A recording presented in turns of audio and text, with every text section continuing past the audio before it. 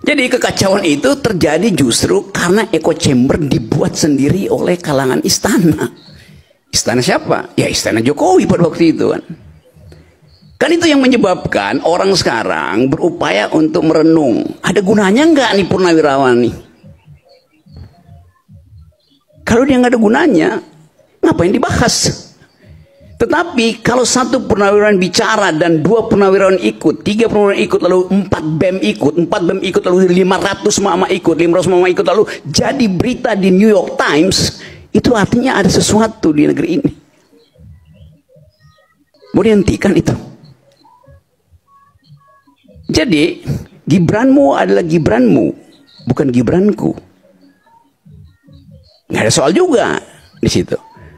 Tapi yang kita mau pastikan bukan pemaksulan Gibran, tapi menghentikan kedunguan yang diproduksi termasuk oleh Gibran.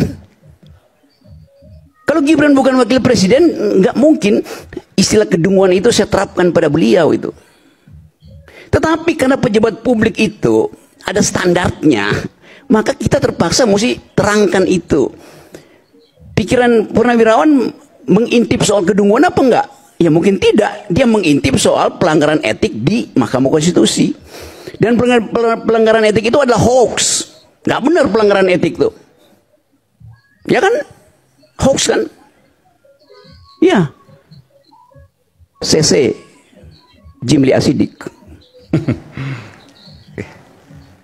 Berarti Anda nggak baca pertimbangan Jimli Asidik sehingga mengeluarkan itu. Ya, tapi Jimli Asidik kemarin bicara bahwa tidak mungkin Gibran dimaksudkan akan diproteksi oleh presiden. Itu 2 argumen yang berbeda.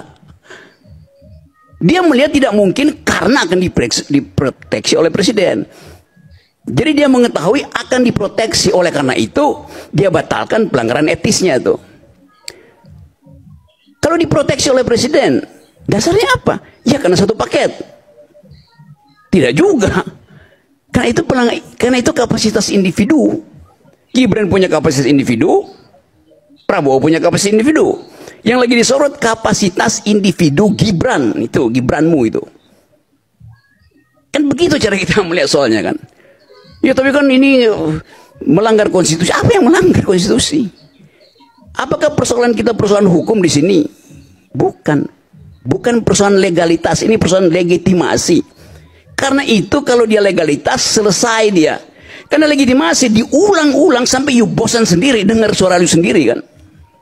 Mama tiap hari bicara itu. Anak SMP juga bicara itu. Mem ada di mana-mana tuh.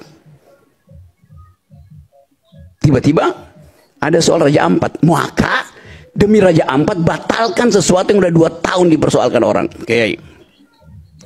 Sekarang Raja Ampat kita bongkar hari ini. Tiba-tiba ada Raja 5, maka Raja 4 kita tinggalkan, masuk ke Raja 5 itu. Kan begitu cara berpikirnya tuh. Jadi bukan karena ada sesuatu, maka yang di belakang itu menjadi tidak penting. Seandainya, saya ikuti logikamu, sekarang ada suara Raja 4, karena itu tinggalkan. Nggak ada berguna para purnawirawan. Oke, sekarang, sebelum ada Raja 4, berguna nggak dia? Ya berguna, karena nggak ada Raja 4 kan. Ya logiknya begitu. Cara membaca persoalan itu begitu. Bukan karena Anda dapat permen hari ini lebih manis, maka permen yang kemarin gak ada gunanya. Memang gak ada gunanya hari ini kalau dia lebih manis, tetapi kemarin dia berguna itu. Karena belum ada pembanding. Sekarang kita lihat pembandingnya apa? Berguna nggak perbandingan itu? Kan di kepalamu tadi begitu banyak hal yang Anda anggap nggak penting itu.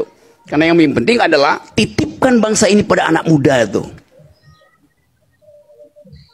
Anak muda itu berkumpul di PSI, tempatnya adik. Isinya orang tua. Dan yang akan jadi ketua orang tua. Coba bersihkan tuh cara berpikirnya. Saya yang pertama kali justru mendorong si Raja Yuli, mendorong Grace Natali untuk memastikan bahwa partai ini akan jadi partai ideologis in optima forma. Sebelum dia jadi PSI, saya ngajar di situ. Tanya Made. Anda lihat jurnal PSI pertama yang nulis saya. Judulnya Arah Generasi. Baca nggak? Baca nggak? Anda baca? Anda baca tulisan saya di situ? Saya mendengar. Ya? Saya mendengar, tapi saya tidak. Oke, ada yang membaca dengan kuping rupanya. Karena itu baca tuh. Saya tuliskan di situ argumen mengapa PSI harus jadi arah generasi.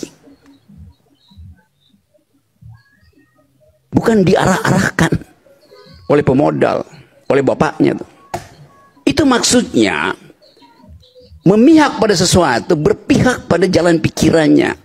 Saya nggak pernah berpihak pada siapa-siapa, saya berpihak pada jalan pikiran di dalam urusan publik. Soal Gibran saya lebih tahu dari you. Gibran datang ke rumah saya, ngeluh, ngadu. Kalau saya buka lagi di sini, yang saya pernah buka di situ cuma 7%. Serius, masih ada 93%. Nama-nama itu. 10% lagi boleh lah. Kenapa? 10% lagi. Honor saya naik berapa persen? Oh ini saya tukar tambah informasi sekarang. Saya mau jualan informasi. Sisakan 83. Ya. Informasi mahal sekarang.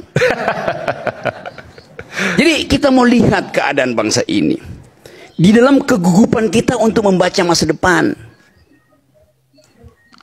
Anda Gibranku, Anda baca nggak proposal Indonesia 3 hari lalu di sidang ILO di Geneva? Baca? Nggak baca, gimana? Itu soal nasib tenaga kerja, buruh dan manusia Indonesia berhadapan dengan artificial intelligence yang nanti 3 tahun lagi itu akan menguasai sistem perburuan dunia. Yang ngomong di situ siapa? Jumhur Hidayat, yang naik panggung sama-sama Prabowo ketika hari buruh. Terus Anda nggak tahu apa yang Anda akan terangkan pada Gibran kalau Gibran bertanya ILO itu apa? Tadi ada iklan cappuccino, Ovaltine. ILO itu Milo buat diminum. Kan itu pentingnya. Anda mau dukung Gibran dengan kekosongan. Reason issue Anda nggak ngerti, bagaimana coba? Gibran butuh konsultan. Saya pernah bilang ke kalian itu. Gibran butuh konsultan yang betul-betul paham tentang reason issue. Saya bantuin Gibran. Gibran, ganti konsultanmu, bodoh semua. Serius. Itu akibatnya begitu. Jadi saya potong dulu ya, karena keadaan hari ini memungkinkan kita untuk melihat arah generasi. Yang pernah saya tulis itu tuh. Bukan sekedar ini Gibranku, mana Gibranmu? Apa itu gituan? Kasih isi dong tuh pada bangsa ini. Kasih pendapat itu. Gibran bagi-bagi skincare. Benar kan? Apa poinnya bagi-bagi skincare?